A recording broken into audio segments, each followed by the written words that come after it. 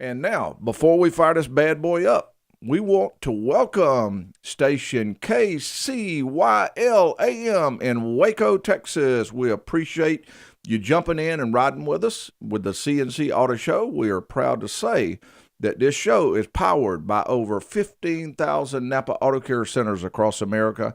And to find the one that is just right for you, just go to NapaAutoCare.com and search for that special shop for you. Or if you're just having some problems on the road and you're looking for a shop, you can do the same thing, NapaAutoCare.com. Okay. Good morning. How you doing, fella? Very well. And what could we help with today? Well, I tell you what, I've been waiting for this day to come all week long. I got the most strange thing I have ever run into in my 80 years of life. Oh, man, this sounds interesting, John Ryan. Yeah, it does. It is. This is going to be good. I can just feel it.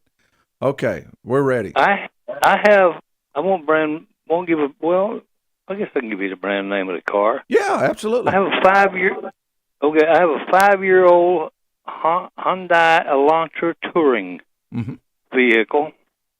Great little car. And the other day, I pulled into my driveway waiting for the garage door to open up. And that car went through one of the craziest things I have ever seen in my life. Mm-hmm. The horn started blowing, the lights started flashing, and everything conceivable that went on with that thing was going through it.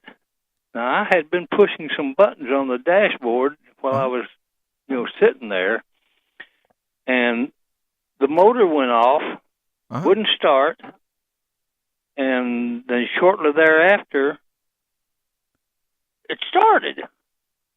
Joe, but the crazy thing about it, you didn't drive through the garage door, did you? No. But I tell you what, I was excited enough to do that. But here's the crazy thing. While all this gyrations was going about, I was sitting there, and I had a note on my dashboard to go get an oil change at 17,700 miles. Yeah. And I had an appointment to do that coming Monday. Mm-hmm.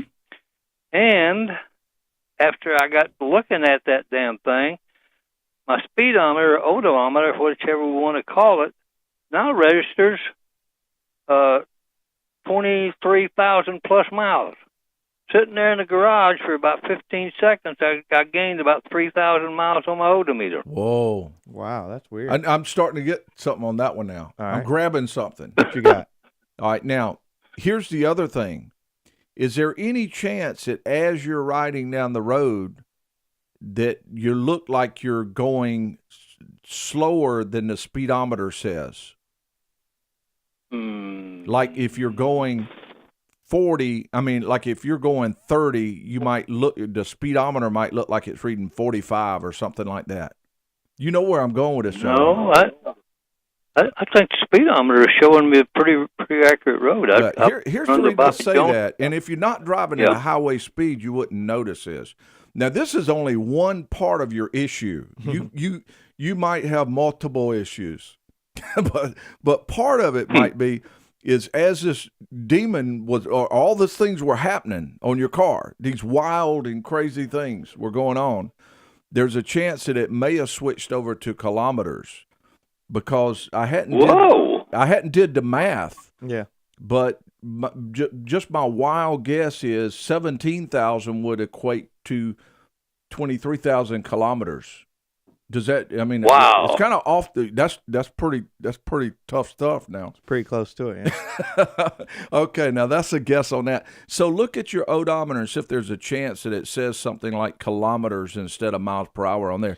That would explain part of it. Now the other part is when you push that garage door opener, you have this wild signal that comes out of your unit that's supposed to do it.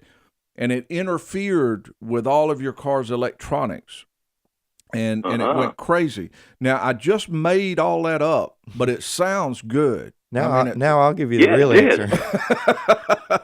It sounded good, though, didn't it? All right, John Ron, what's the Yeah. real answer? I think you may be onto something with the kilometers because that, of course, that vehicle, like many, has the option to change it on the instrument panel. Yeah. With him mentioning all the lights went off, the hazards, the horn, the whole 9 yards, and everything reset. Joe, what about the time clock? Did it reset, say, to like 12, or is it completely wrong? Did you notice? That I didn't look at. Yeah, look at that just to see haven't. if it's off. What, you mentioned, how many miles did the vehicle have? Like 17,000? Yeah, 17,000 miles. And 5 years old. 5 years old. Do you know? Well, I tell you where I'm going with this. We've seen quite a few of the import vehicles they have a different style of battery terminal on it. You know the old ones had the regular style with the bolt through it, and you would tighten it up. Well, what we see on those is it's a different style, and a lot of corrosion will build up between the cables.